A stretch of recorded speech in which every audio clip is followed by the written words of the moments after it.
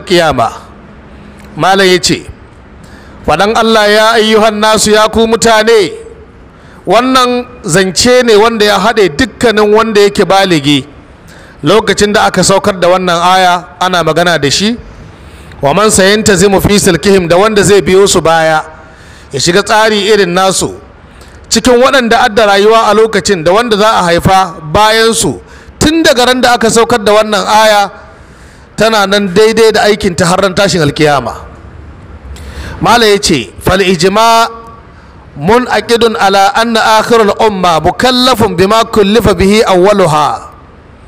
Ijma'in malamai ya tafi kuma ya tabbatu a bisa cewa abinda Allah ya ɗora wa mutanen farko na wannan al'umma to shine fa Allah ya ɗora wa mutanen ƙarshen wannan al'umma. Tun daga farko abinda aka fara ba za a bari ba har tashin alkiyama. Ina fata mun gane wannan. Don haka mala ya ce kama yanbi'u anhu qawluhu alaihi salatu wassalam, kamar yadda zancen annabi Muhammad yake nuna mana, inda annabi yake cewa alhalalu ma jara ala lisani ila yawmil qiyama, wato abinda duk ya zama halal shine abinda ya gudana ga harshe na tun daga ran da ni fade shi yana nan halali har ran tashin alkiyama. Idan manzon Allah sallallahu alaihi wasallama ya ce halal abu kaza halal ne, to ba wani dan adam da zai zo ya ce haram ne, saboda ba a saukar da wata aya ga wani mutum in ban da annabi Muhammad. don haka babu wani wanda hukunci zai iya canjawa. Iya abinda manzon Allah ya faɗa shine, Allah ya ji kai Sheikh Usman bin Fodiyo yake cewa idan aka ce Allah ya ce ko manzon Allah ya ce to dole ne ka bi, ba wannan ayar ko wannan hadisin ba ta da bukatar mazhabar kowa. Idan Allah ya faɗi ko manzon Allah ya faɗa to ba maganar mazhaba ba ce, wajibi ne aiki da shi. La yusamma mazhaban li ahadin, ba a kira ta mazhabar kowa don magana ce ta Allah, magana ce ta annabi Muhammad. Hakanan idan ijma'i ya tabbatu, ijma'i malamai sun yi ijma'i akan abu, to ya zama wajibi akan ka kai ma ka yi aiki da shi yadda aka faɗa. Akwai bayanai a nan waɗanda ya kamata in fito da su, da sura ce wadda tana buƙatar bayanai sosai, dama sura ce ta bayanai ta hukunce-hukunce. Idan aka ce ma abu ijma'i kamar yadda malam ya faɗa a nan, ana nufin ijma'i, duk da ijma'i na da nau'uka da dama, amma dai ana nufin ijma'i abinda malamai mafi yawanci suka yi ittifaki gare shi.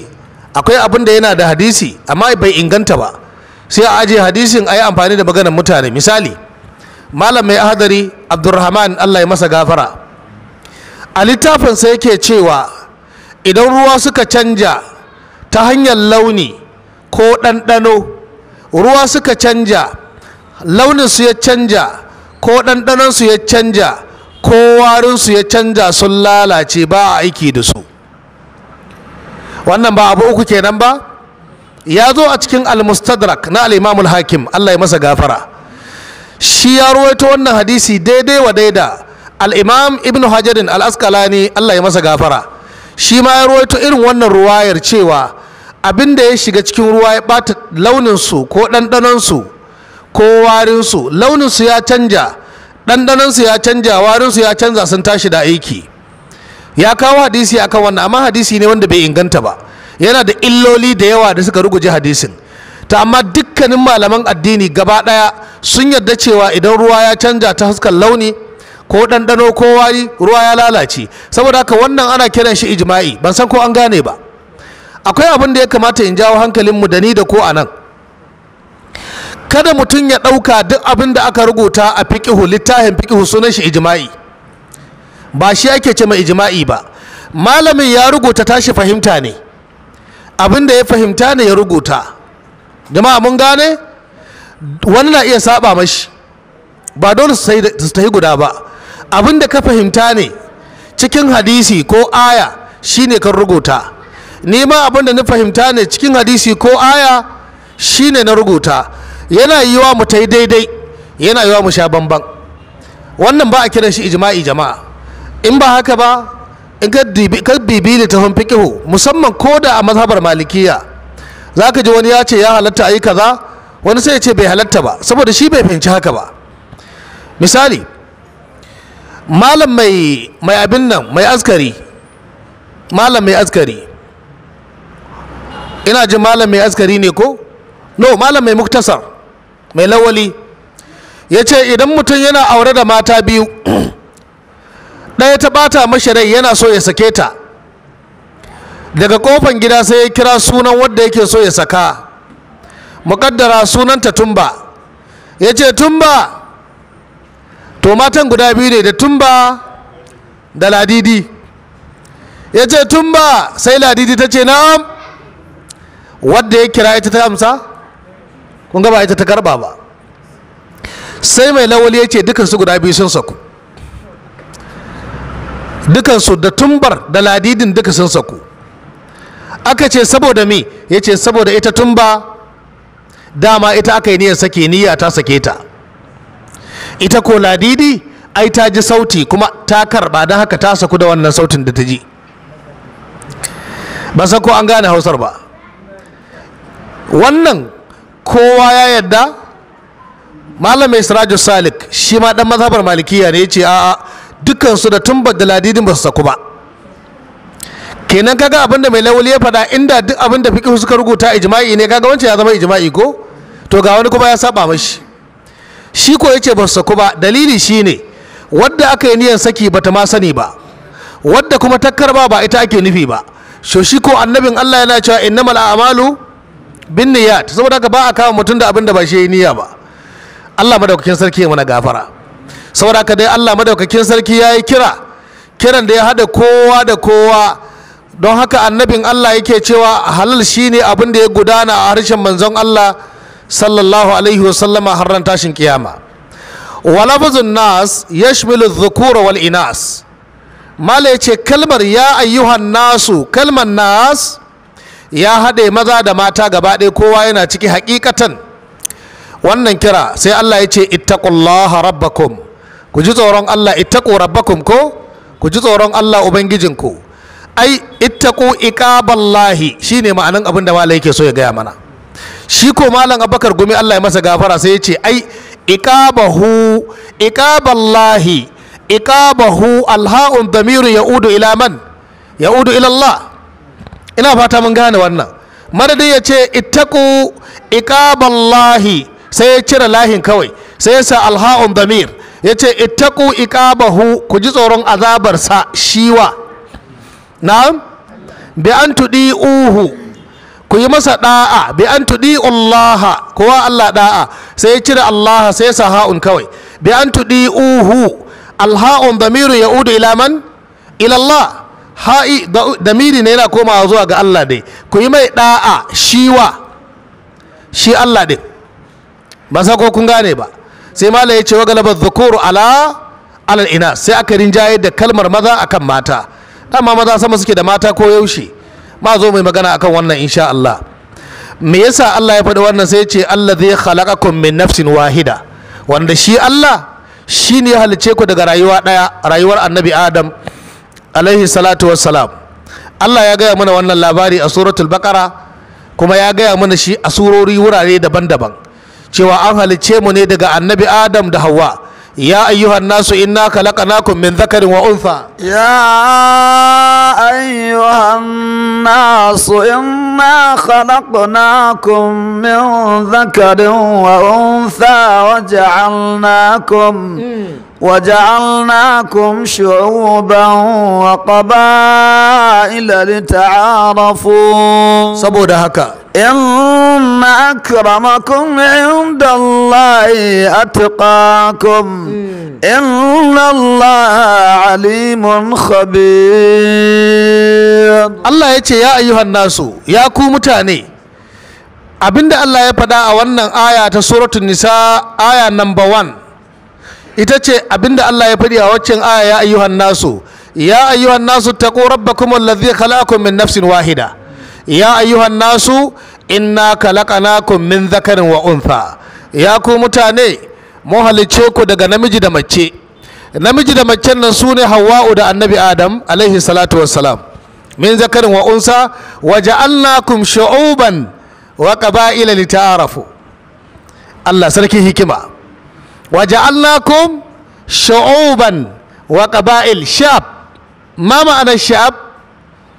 Iyakoki, ƙasa da ƙasa. Yanzu kana hawan mota da ka kai jihar Sokoto, zaka ga inda ka je ya sha bamban da inda kake, launin mutanen ya sha bamban da inda ka fito, ƙasar ma ta sha bamban, ɗabi'unsu, situation nasu ya sha bamban da naku. Da ka wuce ka shiga Niger sai ga ba irin Sokoto bane, da za ka wuce ka je Arlik za ga su ma ba irin Niger bane. Inna khalaqnakum min dhakarin wa unsa, da mutum ɗaya aka yi ku, annabi Adam da matarsa Hawwa. Waja'alnakum shu'uban, muka sanya ku yanki daban-daban, kowane mutum yankinsa ya yi jin daɗinsa. Da an ɗauke ka daga garin kuma inda ka saba aka kawo ka wani wuri sai ka yi maraici na kwana biyu, wallahi sai ka yi maraici. Don haka wannan wata hikima ce ta Allah don ya gwada maka irin ikonsa da irin tsarin da yake da shi. Hatta da itace da muke rayuwa tare da su, wani ice bai yi wata ƙasa. Yanzu ku duba, akwai wani ice da manzon Allah ya magana cikin hadisin Ibn Majah, ana kiran shi Qustul Bahari. Duk duniya ƙasa biyu kadai yake rayuwa, ƙasar Sri Lanka da kuma ƙasar Sudan, su kadai ne kawai. Duk inda ka sashi ba zai yi ba, duk inda ka sashi a duniya ƙasashen ga biyu kadai yake rayuwa. Amma akwai wanda duk inda ka sashi zai yi. To me yasa? Ruwa ne aka rasa, ko taki ne aka rasa, ko me ya faru? Haka dai Allah ya so ya abun shi, haka ya so kuma dole a bar shi haka. Banda wannan ma, in kana so ka gane banda waɗanga abubuwan, Allah madaukakin sarki yakan yi abun ma. Yanzu masallacin nan a gyara shi, a zuba ruwa, a cire wannan tayis, a zuba ƙasa, a yi iyaka, can a sa tumatiri, can a sa atarigu, can a sa alayyahu, can haka a sa kubewa, nan bangaren a sa dawa, nan a sa masara, nan a sa shinkafa, tsakiyar nan sai a kawo alkama a sa, nan gefe sai a kawo gero a shuka, nan ƙarshe alaramma sai a shuka mai. Kowanne zai fito. Ruwan da aka basu, in za a ba wancan ruwa sai an sa gishiri, wancan in za a ba sai an zuba barkono. Amma in ka ɗibi kunnan dawa kacci, ka ɗibi kunnan wancan gero kacci, za ka ji ba iri ɗaya ba ne. Ƙasa guda, ruwa guda, amma kowa zai bada irin abin da Allah ke so ya bada. Wannan wani wa'azi ne wanda ya ishi mutane ya zama wa'azi gare su. Saboda mutane ma haka Allah ya yi so, inna khalaqnakum min dhakarin. Wani babban likita cikin bincike da muke game da abin da ya shafi magunguna ya ce ya kamata likitoci da mutane su sani, maganin da na sha na warke akan matsalata ba lalle ka sha shi ka warke ba dole ba ne, saboda jini na ba irin naka ba ne. Akwai ƙwayoyin halitta a cikin jikina wanda ba irin naka ba, nawa daban naka daban, yadda fatan mu ta sha bamban, launin mu ya sha bamban, ɗabi'un mu suka sha bamban, rayuwar mu ma ta sha bamban. Abin da kake so ban san shi, yanzu sai in sa turare in shigo masallaci ina tinkahu ina kuri, ni ina jin kanshin shi, in na zauna kusa da wani zai yi haka, shi baya son warin turaren, saboda yana da wasu sinadarai da ba sa bukatan wannan warin. To kaga wannan wani hikima ne na Allah.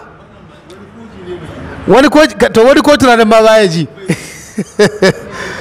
To kaga haka Allah ya yi mutane, ya raba su daban-daban don a gwada maka irin hikimomi da iko na Allah madaukakin sarki.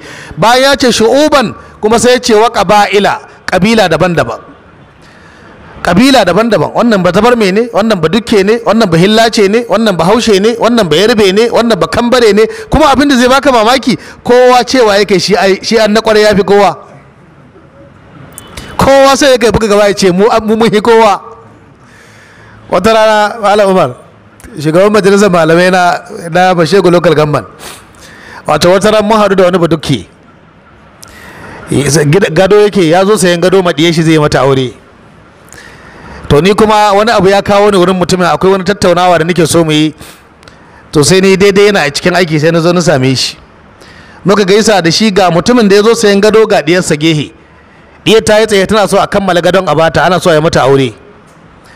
Sai suka fara labari, sai ya ce ai su kowa ya sani asalinsu ya zarce sauran jama'a, shi ba dukkan asalinsu ya wuce asalin sauran mutane. Sai wannan mutumin shi ko ina ganin kila akwai wasa tsakanin dukkawa da dakarkari ko? Ok, to cikin wannan magana yana gaya wa sai ya ce menene asalinku? ya ce kai ka sani ba sai na faɗi ba, cikinmu ma akwai annabi. Shi ba duke ba, ya ce cikinsu akwai annabi, ni kuma sai na kasa haƙuri. Sai na ce wani annabi ne cikinku? Ya ce ba ku da labarin wani annabi da ake ce ma daka ya nusu. Daka ya nusu. Na yi shiru da ce to ni kan dai ban taɓa jin labarin wannan annabi ba. Amma ina ya zauna? Ya ce ai ya taso da kasashen larabawa, ya sauka zuru, ya gangaro ya sauka riba, daga riba ya zo ko ina ne? Na ce kenan a Najeriya ma muna da annabi. Ya ce kwarai. Sai na ce to ni gaskiya labarin wanda na san ana ce madaka ya nusu, wanda malaman tafsiri suke faɗi wani katafarin arne ne. Sai ya shiru, sai ya tambayi wannan, ya ce halan malami ne. Ya ce ya ce to a bar magana. Abin da ya sa ni kawo wannan, yanzu shi fa kokarin yake ya ce shi cikin su ma akwai annabi, ba wai na kware ba, akwai annabin Allah akwai cikin su. Wannan ɗabi'a ce wadda annabin Allah ya kore ta a cikin mu, cewa mu daina wannan ɗabi'a, ba ta da kyau. Duk wanda ke buga gaba shi ya fi sauran mutane, to in ba a yi sa'a ba Allah zai kore shi cikin rahama gaba ɗaya. Ya tabbata a cikin hadisin musnad da al-Imam Ahmad, wasu mutum biyu suna magana gaban annabi Muhammad, suna tattaunawa, ɗaya har yana wa ɗaya gori, kai ɗan waye?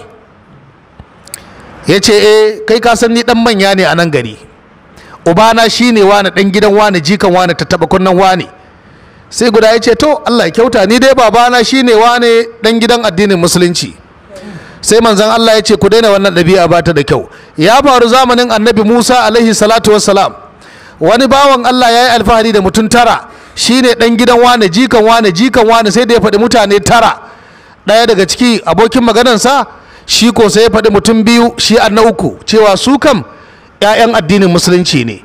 Sai ga jakadan Allah mala'ika Jibril. Mala'ika Jibril yana sauka ya gaisa da annabi Musa, ya ce Allah ya ce a gaya maka wannan mutumin a kirawa ne, ya yi alfahari, ya buga gaba, yana da 'yan uwa dangi mutum 9, cewa duka su manya ne, wane ne. Allah ya ce a gaya maka shi na 10 an haɗa su duka 'yan wuta ne gaba ɗaya. Daga ai alfahari ya yi kyau ko?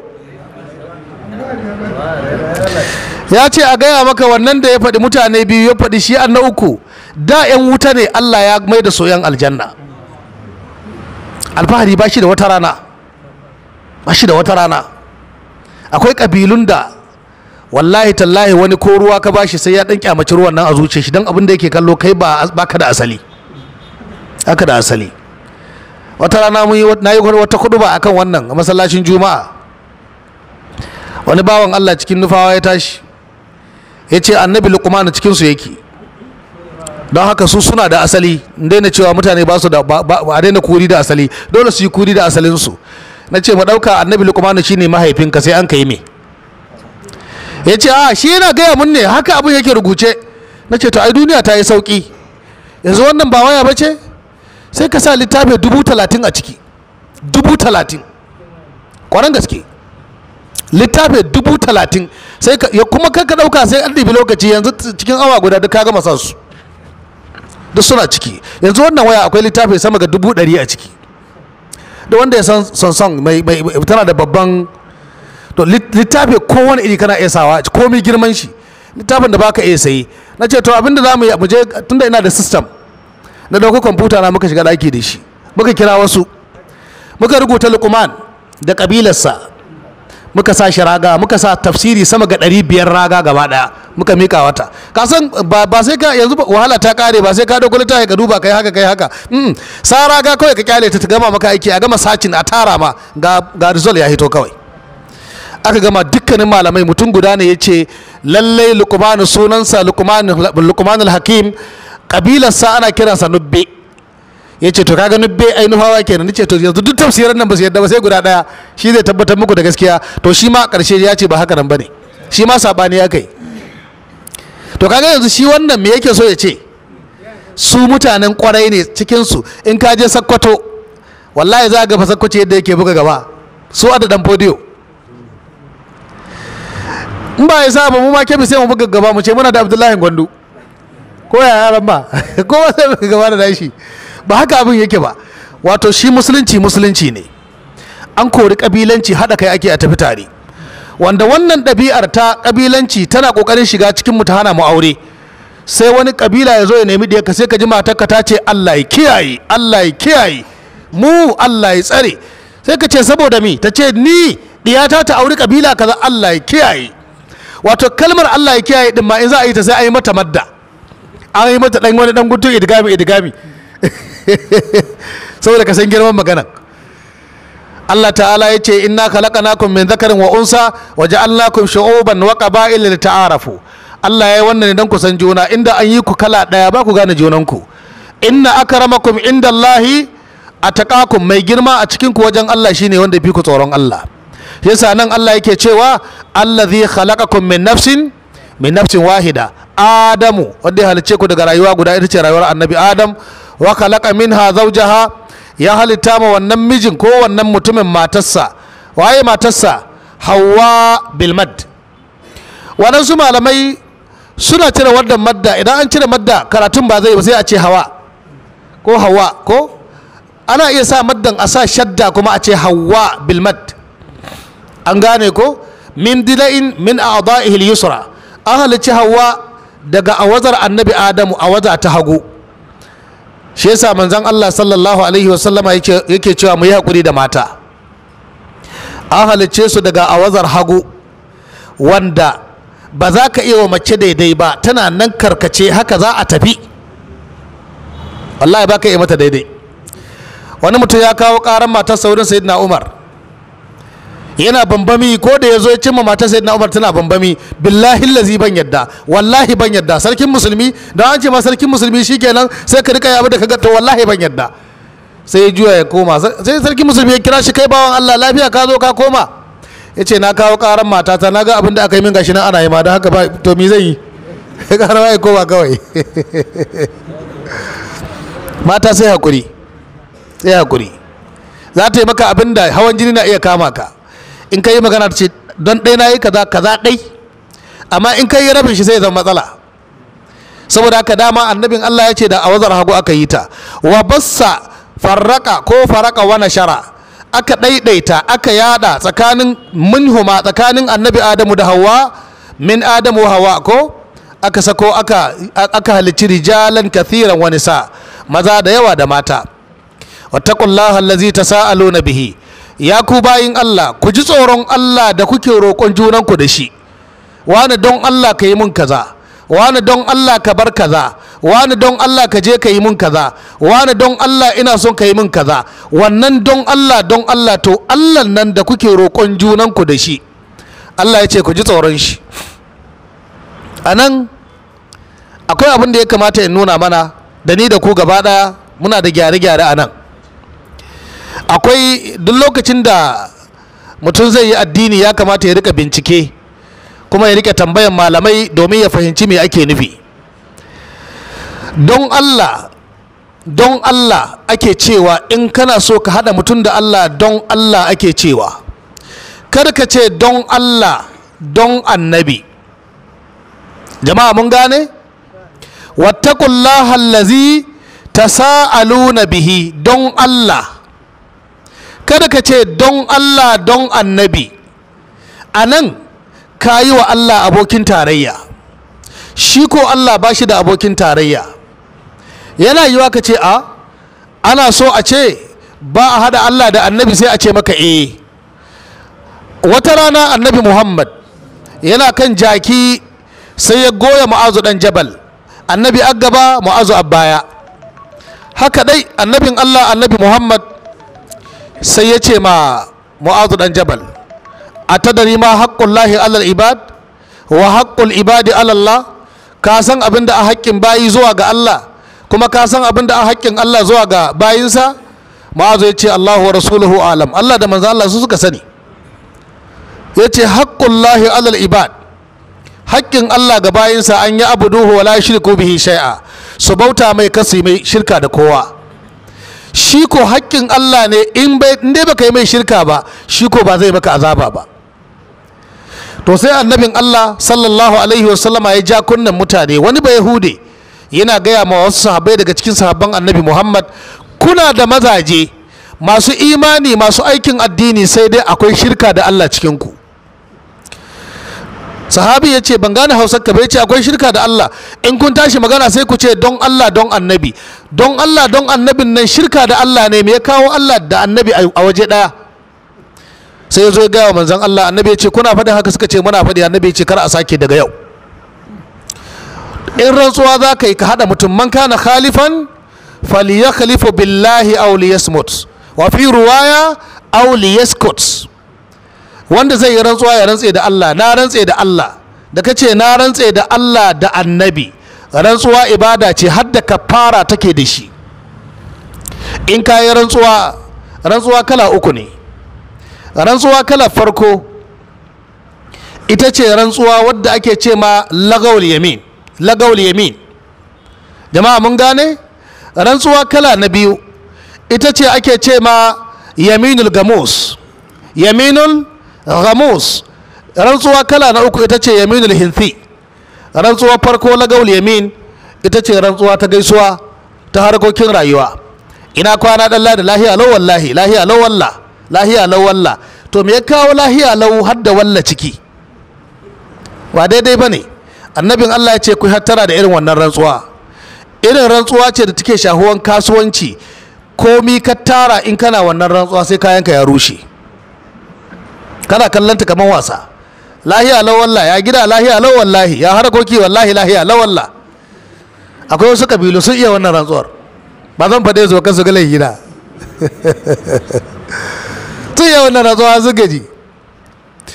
To wannan ita ce rantsuwa ta farko. Rantsuwa ta biyu ita ake ce ma wato yaminul gamus, rantsuwa akan ƙarya. Rantsuwa ƙarya. Ka yi rantsuwa kuma ƙarya kake yi. Ita ce mafi sharri, shi yasa annabi ya kira ta gamus. Tana nutsar da mai ita a cikin zunubi, sai ka noce a cikin laihi ka bace gaba daya. Allah ya raba mu da irin wannan rance-rancen. Wadda manzon Allah wata rana ya fassara ta da wasu kalmomi, har yake annabi na kishingide yana cewa ala wa qawlu zur ko wa shahadatu zur, faɗan ƙarya da shaidar ƙarya. Malam mai sharhi da ya zo akai sai ya bayani cewa wannan ana kiranta yaminul gamus saboda rantsuwa ce ta banza wadda ba ta da asali, kuma kayi rantsuwa ne akan ƙarya. Rantsuwa ta uku ita ce rantsuwa wadda ake cire maka fara. Wallahi tallahi gobe zan tafi Makwa insha Allahu, to babu kafara. Amma ka ce wallahi tallahi gobe zan tafi Makwa, sai ka yi shiru sai kuma baka je ba, to sai ka cire kafara. Jama'a ina fata mun gane wannan. Dole sai ka cire kafara. Da zaran kai rantsuwa za ka yi abu kuma baka yi ba, kuma ina so ku gane rantsuwa ba za ka yi abu ba in alkhairi ne, annabinka ya ja maka kunne ya ce ka bari. In har ka yi rantsuwa ba za ka yi abu kuma ya zama alkhairi ne, hita batun rantsuwan cire ka fara ka yi wannan alkhairi. Haka manzon Allah ya faɗa. Da haka Allah ya ce wattaqullaha allazi tasaaluna bihi wal arham, ku ji tsoron Allah da kuke gama junanku da shi. Wani don Allah ka yi min kaza, don Allah ake cewa, ba don Allah don annabi ba. Allah ya sa mun gane Hausar. Don Allah don annabi shirka da Allah ne. Yana yiwa ka ce Allah ya hada annabinsa da sunansa wurare da yawa, sai mu ce maka wurin kiran sallah ka lura da abin da ka faɗa, ashhadu an la ilaha illallah, ba haka ce ba? Me ya fassara wannan? Ina shaida babu abin bauta bisa cancanta sai Allah shi kadai. Da ka ƙara gaba sai ka ce ashhadu anna muhammadar rasulullah, ina shaida annabi Muhammad manzon Allah ne, aiko shi an kai. Rantsuwa ne wannan? Ai shaida kake badawa. Ka shaida annabi Muhammad manzon Allah ne, ba Allah bane. Da ka zo wurin alwala ka gama, ashhadu an la ilaha illallah wahdahu la sharika la wa ashhadu anna muhammadan abduhu. Aha, ina shaida Allah shi kada yake baya da abokin tarayya, ina kuma shaida annabi Muhammad bawan Allah ne, manzon Allah ne. Ana rantsuwa da bawan Allah, ana rantsuwa da manzon Allah. to bai shahi rantsuwa ba, da karka hada wancan da wannan ba iri ɗaya bane. Ban san ko an gane ba. Aha, su yan bid'a da wannan suke kawo hujja, su ce ya Allah zai hada sunan shi da sunan annabi, a ce ba a hadin annabi don kayan rantsuwa da annabi, ibada ne ma ba laihi bane. Wannan mahaukata ne kawai. Duk kai rantsuwa da Allah da annabi a lokaci ɗaya ka shirka da Allah. In za ka rantse da Allah shi kadai, in za ka hada mutum da Allah ka hada shi da Allah shi kadai. Wane don Allah, kai ko annabi ya ce in an hada ka da Allah ka wa Allah. Jama'a mun gane? Akwai wani kurakurai da muke yi, ko ya kuri kuka ce a bi tafsiri kuma dole sai ya jawo surutu, sai ya jawo bayani, nike so in ce wallahi sai ya jawo bayanai da yawa. Wato akwai wasu abubuwa da muke yi, wani don Allah ka yi haƙuri, ka ce billahi lazi ban haƙuri, in haƙuri a cuce ni wallahi ban yadda, wallahi ban, ana habawa ne kana wallahi tallahi. Wani lokaci ma haka ka jingina kanka ga wasu kabilu, sai dai in ba gobiri nike ba, in yi rantsuwa in fasa billahi lazi ban yadda. Allah ya ji kafa gobe ne sarkin zuciya, Allah ba ka haƙuri. Ya gama rantsuwar, yana cikin rantsuwar sai ɗaya ga wani aboki ne ya zo ya ce habawa da kai, ni ka magana fa, kai di ba hani na fa. Sai ga ya kalle ce wallahi wani in ba don ka taho, in ba don kai ba. To ina Allah, a ga abu ya lalace. An ce ma don Allah ka kiwa Allah, wani ya zo ka yi don shi, ina haraka. To amma ko kusa akwai alfarma, akwai alfarma fa. Wallahi wani duk yadda ta ɓace in ya zo gitta ma dole ka hankura, da ka kalli wasu abubuwa dole ka hankura. Amma kai kasancewa ka yi laifi babba, tun da an ce ma don Allah. Abin da ya kamata shi yasa malamai suka ce a koya wa mutane, duk girma na, duk darajar da nake da ita wajen ka, in na zo kare amfani da gadara ta in ce wani don Allah kai haƙuri, don Allah kai haƙuri. In tsaya gaban ka kana kallo na in ce don Allah kai haƙuri, kaga yanzu da alfarma ta nake gama ka da Allah. To kai ko abin da ake so ka ce to gaskiya na yi fushi da, amma dai tunda ana ci cewa don Allah na yi ma Allah, sai ka bi shi sai ku tafi shi kenan. Yanzu an bar waccan gefe, an bar wancan ƙuran, baka ta yi da zunubi ba. Amma ya gitta ma wani kai ni na haka, kai kalle ni fa ni na fa ce wai kai don Allah wuce, amma an hankura kawai.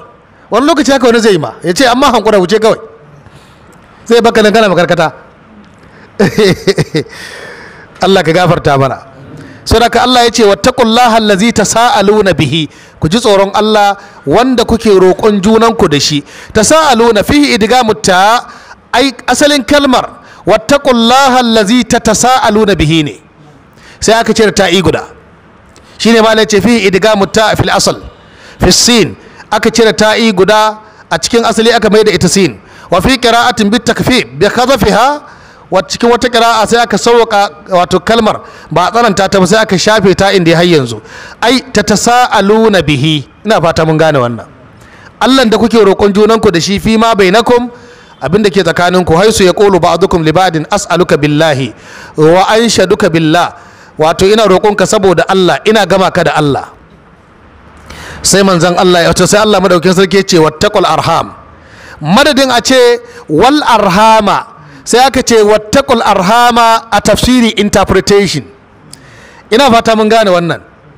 A kalmar wattaqullah, madadin a ce wattaqullaha allazi tasaaluna bihi wal arhama, mai tafsiri sai ce wattaqul arhama, don ka gane da wancan da wannan daban-daban suke, ba tare suke ba. Ku ji tsoron yanke zumunci wanda ke tsakaninku da juna. Zumunta da aure ake samunta. Da zarar na ɗauki mata daga nan makera na kai ta garinmu, danginta sun zama dangina, ko na so ko ban so ba. Dangina ma sun zama nata, ko ta so ko bata so ba. Da wannan yasa dole alaka ta kullu tsakanina da su, dole alaka ta kullu tsakaninsu da ni. Ban san ko an fahimci Hausar ba. To wannan zumuncin, dama ɓangarorin zumunta malamai suka ce ɓangare hudu ne. Ɓangaren farko ɓangaren kai, wato kai ‘ya'yanka da ka haifa. Ɓangare na biyu ɓangaren mahaifinka, ban san ko an gane ba. Ɓangare na uku ɓangaren mahaifiya. Kai ɗin kai, ‘ya'yanka, mahaifinka da mahaifiya, ɓangarorin nan ne zumunta take fita. Ita ko zumunta, da kaji Allah ya ce ku ji tsoron Allah kar ku yanke zumunta, wato wani babban icce ne ya yi ma jama'a inuwa sun kai mutum dubbai. idan ka sare gindin ice ya faɗi ka mai da su rana. Da haka yasa aka ce ma ka ji tsoron Allah kar ka yanke wannan zumuncin. Lokacin da Allah madaukakin sarki ya halicci zumunta, bayan ya kammala, madadin a kawo ta duniya, jama'a ina fata muna tare, madadin a kawo zumunta duniya, sai ta rike kafafun al'arshi ta ce ya ubangiji ina roƙonka alfarma guda ɗaya, duk mutumin da ya haɗa zumuntarsa ya sada zumuntarsa da shi da junansu da 'yan uwansa, Allah ka sadu da shi, in ya roƙe ka ka bashi, ko bai roƙe ka ba Allah ka zama mishi gata. Allah ya ce alƙawali an tabbatar. Ta ce ya ubangiji duk mutumin da ke yanke zumunci tsakanin shi da 'yan uwansa, ya Allah in ya roƙe ka karka bashi, duk abin da yake so tsakaninka da shi ka hana shi. Allah ya ce alƙawali an tabbatar. Tafi duniya. Shi yasa cikin hadisi manzon Allah sallallahu alaihi wasallama ya ce duk mutumin da ke so Allah ya tsawaita rayuwarsa, ya sa arziki cikin rayuwarsa, ya sa kuma arziki cikin 'ya'yansa da ya haifa, ya sadar da zumunci tsakanin shi da 'yan uwansa.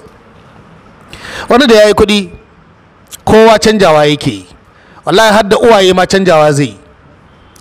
Za ka ga sunansa Salihu dan gidan Sani mai kuɗi na anguwarsu, sunan baba ne talaka ne, don haka bai sa baban shi don kada a ce mai matsayaci. Abubuwa gaba ɗaya sun rikice. Jama'a zumuncin nan annabin Allah annabi Muhammad ya gaya mana Allah madaukakin sarki ya halicci annabawa ya aiko su duniya, annabawa 100,000 da 20,000 da 4,000, annabawa 100,000 da 20,000 da 4,000. Mutanen nan suna da alfarma ko ba su da shi? Suna da daraja ko ba su da shi? Zaɓen Allah ne ko ba zaɓen Allah ba? Amma za a yi tsayuwar kiyama, in ji annabi Muhammad, za a yi tsayuwar kiyama, za a tsaya waje ɗaya za a tsaya shekara 40,000 ana tsaye waje guda, kowa yana tsaye inda yake, shekara 40,000, 40,000 years kana tsaye waje ɗaya. Magana ce tabbatacciya a cikin hadisi, no concoction, no contradiction. Ka yi bincike, there's no contemplating, ka karanta ka bincika, haka abin yake. Tsaye za ka yi shekara 40,000 kana tsaye waje guda. Hadisi ne na cikin sunan ibn Majah, shekara 40,000 kana tsaye waje guda, ba motsi ba zuwa ko'ina, an kawo rana kusa da kanka. Allah zai kira ku ya ce ya ma'asharal jinni wal insi in istada'tum an tanfuzu min aqdari samawati ya ma'asharal jinni wal insi in istata'tum an tanfuzu min aqdari samawati wal ard fanfuzu la tanfuzuna illa bisultan. Allah zai kira mutane ya ce ya ku mutane da aljanu, wanda ke da wurin buya ya gudu ya buya. An girgije ƙasa, duniya ta koma lebur. Daga nan kana ganin iyakar duniya ta gabas da iyakar duniya ta yamma, ba ice ba tudu ba rafi ba ruwa ba dutse. Wa yas'alunaka anil jibal wa qul yansifuha rabbi nasfa fa yazruha qa'an safsafan la tara fiha wajen wala amta. Ba tudu ba rafi, duniya ta koma lebur. Wannan ƙasar an ɗauke mutane, an ɗaga su, an kwashe wannan ƙasar, an shimfiɗa wata sabuwa. Allah ya kira ya ce da wanda a wurin buya ya je ya buya. Yana yiwa ka ce to ai su George Bush to ai su manya ne, suna wurin. Kar ka ɗauko George Bush, Tony Blair, Anthony Zinkale, su ɗauko Fir'auna da Hamana da waye, duk suna wurin. Kowa yana wurin, taro ne wanda ba bar kowa ba. Kowa yana wurin, mutane suna wurin, aljanu suna wurin, mala'iku suna wurin, annabawa suna wurin, dabbobi halittun Allah duk suna wurin, kai har da Allah sai ya taho. Waja'a rabbuka wal malaku, Allah sai ya zo shi da kansa. Taro ne, kowa yana wurin. Shekara 40,000, shekara 40,000 ana tsaye waje guda, mutane sun gallabu, sun matsu an gaji. Sai dai ka ji wasu sun tashi sun ce kai jama'a, kai ya kamata a nemi alfarma fa. To wace alfarma za a nema? Abi annabawa ulul azam a roƙe su. Sai a kwasa a je a samu annabi Nuhu, annabi Adam. Wasu mutane da kansu za su ware kansu cikin cinkoson mutane su rika neman ina annabi Adam yake, su same shi, annabi Adam ka yi magana mana, ka roƙi Allah, wannan bala'i ya isa. ya ce Allah ya yi hushin da bai taɓa yi ba, ni kan dai ba zan yi magana da Allah ba, an hana ni cin itace a cikin aljanna na ci, ina gudun kar liki ya tashi. Da aka ta yi wurin wani, wurin wa za mu je ce to ina ganin ku je wurin Nuhu, yana da magana, yana iya magana da Allah kila, sai a zo wurin annabi Nuhu a karanta mai labarin, ya ce na roƙi Allah a yi ruwan dufana, an yi ruwan dufana kowa ya mutu, ina gudun kada Allah ya tambaye ni ga halittun da ya yi, don haka ni ba zan iya magana ba. To ina za mu je, ya ce ku je wurin Ibrahim, sai mu tattaka a je wurin Ibrahim. Ibrahim kai ne Khalilullah, kai Allah ya zaba, kafi kowa daraja, babu wani annabin da aka gwada da kai in ban da annabi Muhammad. Ya ce to ku tsaya ku jiya, ku tsaya ku jiya, rayuwa ta da duniya shekara 140 ko da 80, na yi ƙarya so 3, don haka wallahi ina tsoro Allah ya tambaye ni akan ƙaryar. Shekara 180 na gaji ƙarya 3. Yanzu nan masallacin da zan dan tsaya can haka in ce a kawo 'yan miliyan 2 a aje tsakani da na Allah ma kawo Qur'ani Malam Umar wanda bai ƙarya ko guda ba yau tsakanin shi da Allah ga biliyan 1 ƙarya guda kawai, guda ɗaya ba 3 ba, guda ɗaya kacal, wallahi da ƙyar za a samu kila, ana iya samu, amma dai sai an duk da kamun a samu sai an kawo mala'ika don shi a tare da kai raqibu da atidu su tabbatar mana ba kai ƙarya ba. Ina littafin?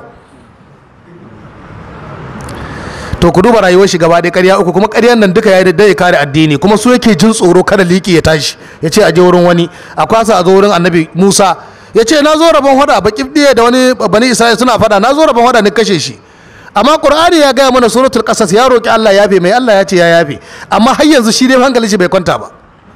Shi yasa Abubakar Siddiq ya ce wallahi ko kafata guda tana cikin aljanna guda tana waje, hankali na bai kwanta ba sai na je guda ta shigo. Wala ya amanu makarullahi illa alqawmul khasirun, ba mai amince mutane dan Allah sai hasararre. Annabin Allah ya ce a kwasa a zo wurin annabi Isa, sai annabi Isa ya ce kowa nashi da sauki, ni bauta min ake yi. Ku duba annaba wannan fa kowa sai ya kare kanshi wajen ubangiji, wallahi kowa sai an tsaye da shi ya kare kansa. Allah ya ce ma Nuhu an aiko ka ga mutanen kai, na mutanen Nuhu, mala'iku kafin ka ce kobo an cince su gaba ɗaya an tara su gaban Allah. Ko ne mutanen Nuhu su ce mu ne, kun san wani Nuhu da na aiko muku ya muku su ce mu ba taɓa jin wani mutum da ake ce ma Nuhu a duniya ba. Allah ya ce kai ga sun ce ba san ka bai ce ya ubangiji na idar da sako. Allah ya ce na shaida, ya ce al'ummar annabi Muhammad a nemo masu karatun Qur'ani sun san cewa ni na idar da sako na, mu ne shaida. Allah mun gode ma. Bayan an gama Isa ya ce bai iyawa a je wurin annabi Muhammad, da an je wurin annabi muna so ka je kawa Allah magana a samu mafita cikin wannan taron, ana zuwa sai annabin Allah ya ce ana laha, lallai yau magana da Allah sai ni kadai, ba mai iya magana da Allah in ba ni ba. Wani wawa ya wani littafi, ranan jama'a suna tarshe Allah ya sauka, ranan jama'a suna tarshe wasu sun sake kai kamar lauje, ba mai magana a karɓata sai shehu da shehu suke nan suke magana a karɓata. Shehu da shehu kadai ke magana a ranar, la ya takallamuna illa man azina lahu rahman, amma shehu da shehu kadai ke magana. Allah ka gafarta mana, mutanen nan sun yi nisa da yawa, wallahi sun yi nisa da yawa, wanda duk an tare da irin wannan ɗabi'a ka tashi da addu'a, ka gode wa Allah, Allah bai saka wannan layin ba. Allah ya kawo Allah godiya. Allah mun gode ma. Ita waka dole a yi kurakurai ciki, amma dai ya kamata a ce wakar kuskuren ya zama kuskure ne ba ganganci ba, don wannan ganganci ne. Yanzu irin wakar Malam Aliyu na Mangi Zaria, Allah ya masa gafara, akwai kurakurai a ciki amma kuma akwai wa'azi. Madugun maka da ka ce ni zani kewa ta ishe ni, ɗaya bagun kakan Husaini, in gabata da gaisuwa ta gun mafificin halitta, in faɗa masa yar bukata ke gare ni da ta tsananta, dan bai taɓa kyale mai kira ba. Akwai kuskure ko babu? Akwai kurakurai. Allah ake gaya ba, Allah ya mashi gafara. Amma wallahi in ka bi littafan nan infiraji tun daga ta 1 har ta 7 ya ishe ka wa'azi, ya ishe ka zauna kai kuka. Tun daga rashin lafiya, yan uwa su taho ganinka, yan uwa sashe da sashe, ga jiki ya canza launi, wane ne ya gaya maka rashin lafiya yadda za a yi har a mutu, wallahi jikinka dole ya sanyi. Allah ya gafarta mashi. Saboda lokacin da annabin Allah ya miƙe da ya ce ana laha, yau ba mai magana da Allah in ba ni ba, sai manzon Allah sallallahu alaihi wasallama ya ce sai Allah ya koya min abin da zan gaya mashi in yi mai kirari da shi a ranan, ko ni ban san shi ba a yau sai na je ran tashin kiyama. Annabi shi ma bai san me zai gaya wa Allah ba, sai ya je gaban Allah, Allah ya gaya mashi. Kun san yan rakiyansa abin da ya sani kawo wannan magana, wattaqullaha allazi tasaaluna bihi wattaqul arhama. Manzon Allah ya ce ina miƙewa sai a kawo zumunci gefen dama a aje, a kawo amana gefen dama a aje, su ne yan rakiyan manzon Allah. Annabawa 100,000 da 20,000 da 4,000 ba dan rakiya, duk an aje kowa. Annabi Adamu yana nan, Nuhu yana nan, Ibrahima yana nan, Musa da Isa suna nan, Ishaqa da Yaquba suna nan, Yusuf na nan wurin. Jama'a ba san ko kun gane ba, duk annabawan nan suna nan, duk wani waliyi da ake kambamawa mai tashi sama duk suna wurin, ba a ɗauko kowa ba. Abubakar da yake kusa da manzon Allah dab, ba a ɗauko shi ba, yanzu baka san ma inda yake ba, ya za a yi kowa ta kan shi yake. Zumunci da amana su ne guda biyu da za su raka manzon Allah sallallahu alaihi wa sallama. Wallahi in kana so ka zauna lafiya a duniyar nan, ka kare lafiya, kar ka bari zumuncin kai yanke tsakaninka da yan uwanka. Cikin waɗanda kake da zumunta da su akwai shaidanu, akwai waɗanda mutanen banza ne, za su cutar da kai, za su yi maka wulakanci, za su yi maka abin da bai kamata ba. Kai haƙuri, haƙuri aka ce kai, ka daure. Wato bari in gaya mana muhimmanci guda na zumunci. Matarka da ka auro sai ta raba ka da yan uwa, don mafi yawanci mata suna da wannan ɗabi'ar. Za ga ƙaninta ya zo ganinka, ƙaninta ya zo ganinka ko ya zo ganinta, don asali wurinta ya zo, sai ta aika a auno kwanan shinkafa guda bashi, a je wurin mahauta a an naman 500, a je wurin masu kayan gwari a hado cifane na 200 ko na 300, a je wurin masu provision a an so kayan magi gishiri wacece a hado na 200, a zo a hada mai shinkafa da farfesu, ya sharba sai ya gaji ya koshi, a bashi shinhida, a bashi filo, a bashi hada wata yar katifa a ce ya huta kafin ka dawo, kana daji. In ka dawo wallahi sai ka biya. Ta aika ne na ne tun da sahiya to ya ta jiranka cewa ne kai ya koma sai ya ganka. Allah sarki, to sanda zuwa. Bayan ya wuce, to lokacin da ya taho dai na dan ashe an kayan cewa ne duka dai abin da ya kama 1,500. Saboda haka shi yasa dai dan na ga dai dole ko kai annan dai za ka yi ko, ya ce kwarai, to ka mutu. Allah ya kasa matsala. Kaninka sai ya taso daga Sakkwato, kaninka uwa guda uba guda ya zo ya sallama kofan gida da ta leko, to sanda zuwa tankona, sanda zuwa ka zo lahiya, ya su mama, to sanda zuwa, to sannu, wallahi ya ce daji ko tun da sai bai dawo ba, to ga dan kututturin ice nan ko za ka huta kan da ya dawo, dan zauna nan. Shi fa wancan shihida aka bashi, ku fahimci Hausar, shimfiɗa aka bashi, har da abinci da ruwa da wane ne, kila har da ruwan wanka aka bashi ya wanka. Amma yanzu kanin ka cewa aka ya zauna ga kututuru nan,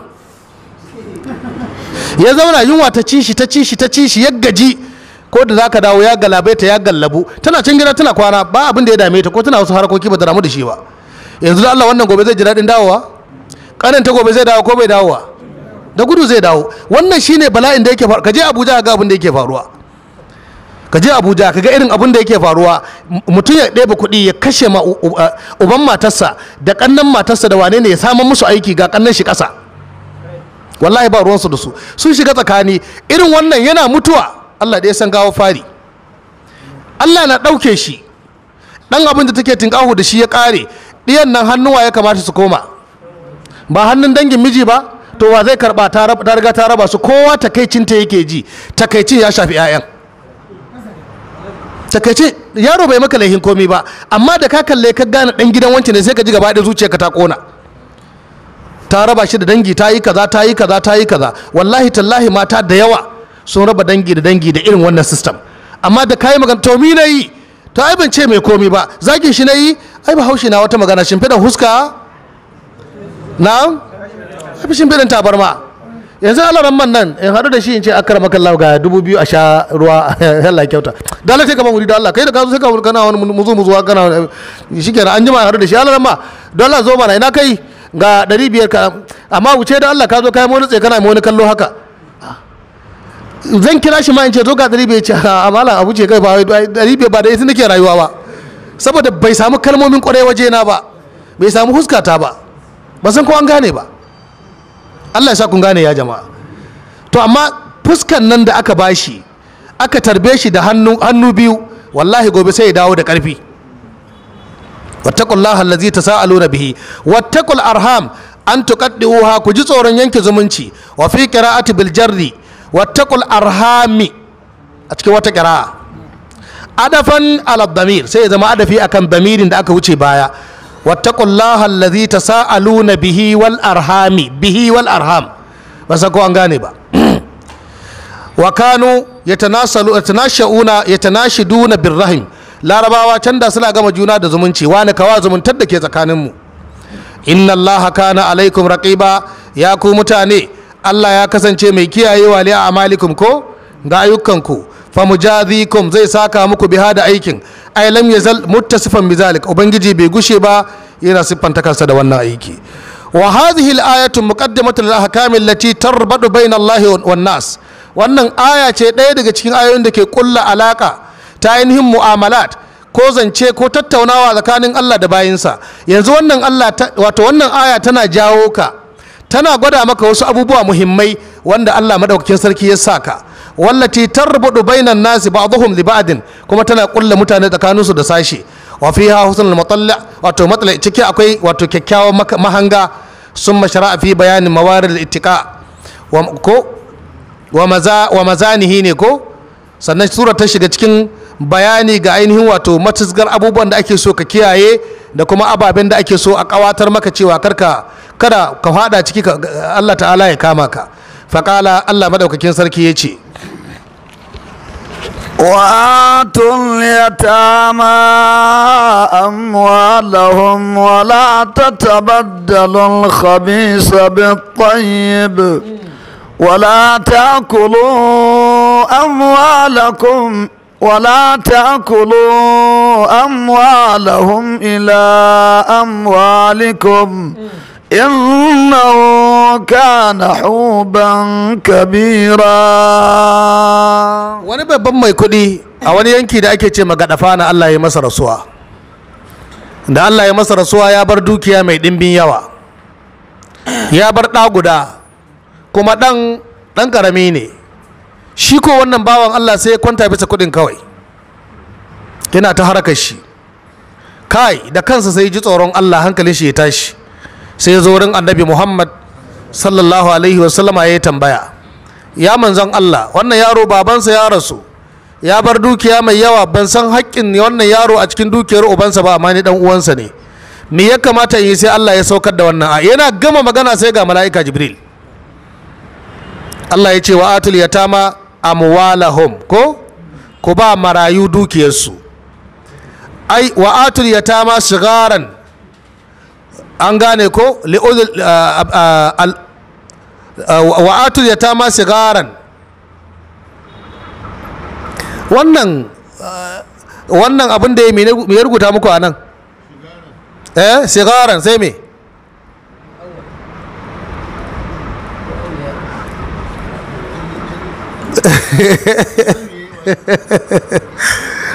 Wanda ya ce al'aula ko al'ula la'aba alahum, to ina jin duk yana ya ɗauka, amma ya fi kyau ya zama aula.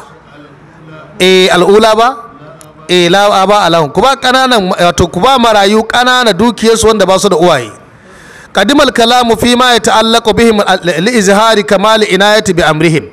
Sai aka gabatar da magana game da abin da ya rataya gare su don bayyana kammaluwan kulawa da su. Wal khidabu li awliya wal asfiya, amma fa maganan ana yin ta da uwayensu ne ko ba su kulawa da su. Allah ya ce ku ba su amwalahum dukiyarsu, iza balagu rashidina, idan sun balaga suka gane suka shiryu. Dan karamin yaro marayi ba a dokan dukiya a bashi.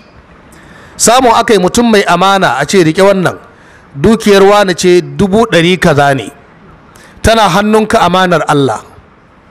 Wani amanar ma yake nema ya ci, to akan dubi mai amana ne a bashi, a nuna mashi cewa Allah ne ya san gawar fari, ya riga ka. In ka ci amana, kai ma Allah madaukakin sarki zai aiko wanda zai cutar da 'ya'yanka bayan ka mutu. Cin tuwon kishi yaran ko, cin amana bai yi ba. wallahi cin amana bai yi ba. Karka ci amana, karka ci amana, karka ci amana.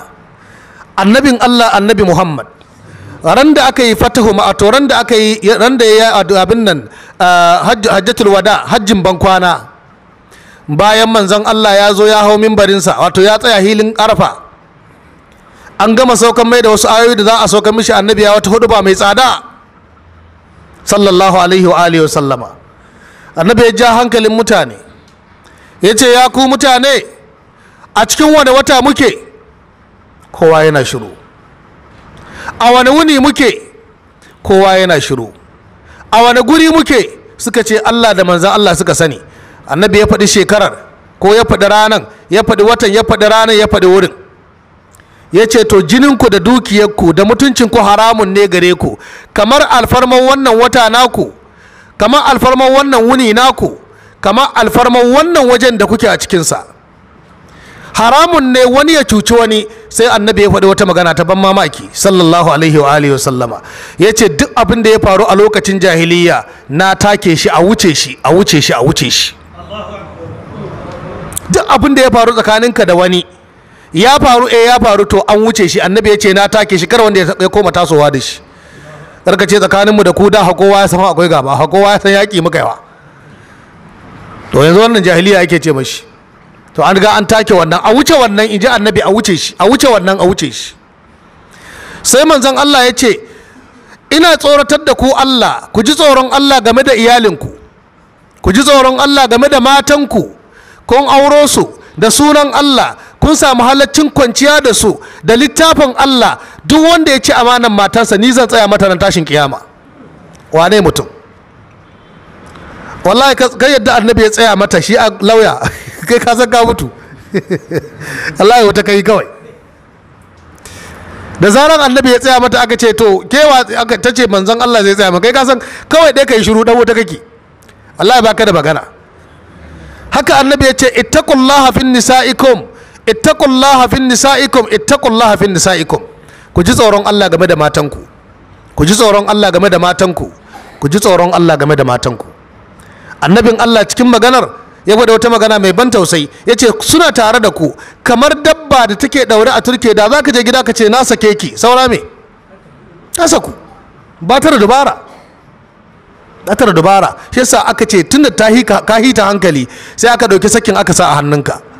Ita mace in ta hasala zuciya take hawa, bisa zuciya take koma ta yi zaune. Shi ko namiji in ya hasala bisa hankalin shi yake zaunawa. In ya hasala sosai ya fara tunanin duka ko irin wani mataki da ya kamata ya dauka don ya magance abin da ta yi mashi. Ita ko in ta hasala, duk alherin da kake mata, duk abin da kake ma danginta da yan uwanta, za ka yi tana cewa sake ni, ka sake ni, na ce sake ni. In ka haihu ga iyayenka ka sake ni, kaga an kai kololiya, magana ta baci. Ka sake ni, na ce ka sake ni mana, to menene ka sake ni mana? Dole ne zama da kai ka sake ni. Kuma kana cewa na sake ki, gabanta zai faɗi rigigigigib, za ka yi tashi ga ɗaki ta aza kuka kuma. Dama zaune take bisa zuciya, yanzu ka ɗan gurgusar da ita ne hankalinta ya dawo. Ba san ko an gane ba. Kai kuma lokacin da take cewa sake ni, kana nan kana tunanin to ya zan yi da yaran ga. In ta wuce mai yi min to ya za a yi, ai kaga babu wanda zai yi to. Za ka yi ta lissafi. Yanzu da kai da ita hankalinku ɗaya ne? Inda iri ɗaya ne, kullum wallahi sai ka sake matarka. Kullum sai ka saki matarka, baka iya gane ta kware ce ko ba ta kware ba sai kana da mata biyu ko uku ko hudu. Yasa malamai suka ce duk mai mata guda wallahi bai ba san aure ba, kawai yana da zaune. Shi kawai sunan shi dai mai aure, amma har yanzu bai san so a yi mata ba. Bai yi tafsiri da wani alarama wata rana. Allah ya sauka. Ya ce shi matan shi, Allah alhamdulillah, imanin sadikan. Akwai imani, ni ce Allah ya taraka. Su nawa ne? Ya ce ita kadai ce, ni ce ba a gane tana da imani. Ya ce ina, ni ce to bari a gwada ta. Muna zaune mun gama tafsiri mun dawo, zai ta kira shi kyar, I love you, wane ne kaza. Ni ce Allah ya duk burga ce, wani a wata magana. Ni ce ke ya samu wata nan yana so kan da kammala tafsiri na a kullo aure a dawo. Ta ce ai ba komi, Allah ya ce ai hudu, ai kaza wane ne wace ce. Ya ce kaji a gwada ce duk wallahi burga ce, Allah ya burga ce bari dai mu gani. An jima Allah da sai ciro ya kira ta kyar waya ta yi ringi ba ta dauka ba. Ce zuwa yamma ai kusan shan ruwa za mu je tafsirin mata a tafsirin yamma irin wanda ake bayan la'asar muna hanya kyar ba ta dauka ba ina kula da shi sai ya ki yadda in gane kuma na riga na gane yadda ke kawai. Muka je aka zauna wani tafsiri muna tafsiri haka ana mana jan aya an jima sai dan duka ya ga yana kira ta dauka ba ta dauka ba. Muka dawo tafsiri lokacin shan ruwa yayi Allah mai kira ta bar dauka ba sai rubuta text message ya tura mata mai da flavor. Wai shi dai dama yana da wani yaro mara lahiya bai san ko jikin bane ni ce ai jikin ne aka za a gaya ma ko aka za a gaya ma akwai wanda za a gaya ma bin da kai aka za a gaya ma matsalar jikin. To Allah dai kyauta shi yana ganin ba lahiya ba ce lafiya lau wallahi maganan kishiyar nan ne kawai ya ce ko ni ce kwarai ba ka ce ba ka yadda ba in dai mace ce gaba da ka gani kawai. Da sahe kyar shiru da rana shiru da yamma shiru sai ce min gobe da zai je gida.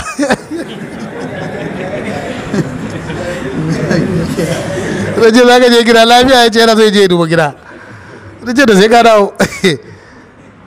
Ya ta gida ya dawo kwana guda ya dawo muka zo muka zauna. Na ce ya ce wallahi malam maganar nan ce da ƙyar ni ciwo kanta. Ce ba faɗa ba ba ka sanin mai son ka ma sai kana da wallahi in kana tare da mata guda baka san ma mai son ka ba. Baka san ta iya abinci ko bata iya ba. Amma kuma kaga wannan magana yanzu suna can in suna saurare jin suke kama ana so ka mutu washi kuma wallahi sai na wadi wallahi sai na wadi wallahi sai na wadi ku kara aure wallahi suna da su yi nan kuna da sauki mu can dimbi suke wallahi da ka samu mai son da ka kai arziki wallahi kai arziki. To shi yasa kullum ubangiji subhanahu wataala yana jan hankali mu kada ka ci amana. Za mu zo mu yi darasi akan amana in Allah yadda. Saboda haka Allah ya ce wa atul yatama ko ayan ba kai karshen ayar ba.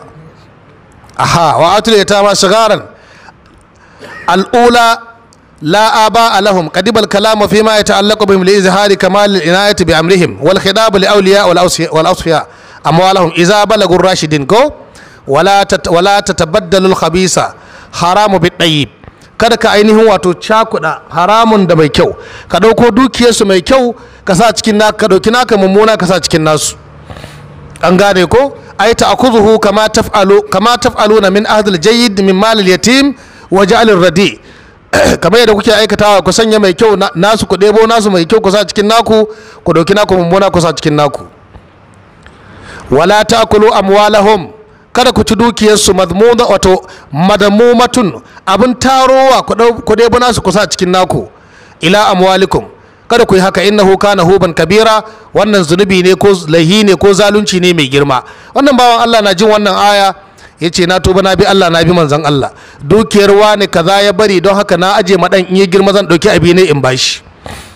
Idan Allah ya kai mu gobe ma dora daga inda muka kwana muna aya ta 2 kenan ko abin da ba zai yi tahiya ba sai kun yi ta hakuri da mu. Shugaba ya ce ya yi tafsiri ba lahina ba ne yayi wanda suka ce yayi ba su wuce mutum 5 ba. To Allah ya mana gafara abin da muka wadi ya zama daidai Allah ya ba mu lada kuskure da muka samu Allah ya yafe mana. Assalamu alaikum wa rahmatullahi wa barakatuh.